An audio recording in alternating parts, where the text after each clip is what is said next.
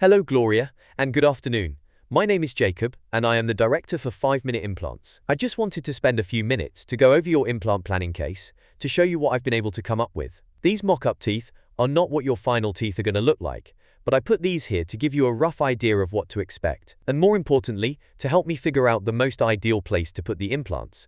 Also, of course, to make sure that we're going to be able to put teeth on these when we are done, because ultimately it doesn't do any good to get implants put in, and then 3 months later find out that whoever did them put them in a poor spot or bad angle, that make them useless. So those are super important things that we need to determine on the front side before we start. And so that's what we are doing here. This shows the bone that you have, flares out, and it makes it a little bit more difficult to line it up perfectly with how I want them to angle.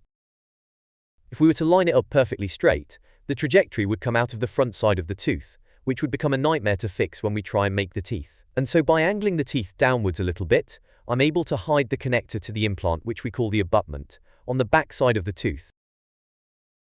This prevents you from having a shadow area on the front side of your teeth, so for cosmetic purposes that is most important. With just a quick rotation, we can see the angulation of the other implant. I try and get them as parallel as humanly possible, however there are other forces that I have to look at, like other teeth and the bite, and of course where the crowns are going to be once we're finished. So I can't get it too close to that other tooth, for example, but you can see here that both sides left and right are pretty symmetrical. However, please understand, if an inexperienced doctor went in and tried to do this and just tried to get it right in the middle of the bone, you would end up with a couple of implants that either we would not be able to put teeth on, or if we did, they would look really weird because of how they have to compensate for the angle of the implant. And that is why this pre-planning is of the utmost importance. We get all this figured out before we start the process of placing the implant. Aside from doing things in the quickest and most painless way possible, we also do them the right way.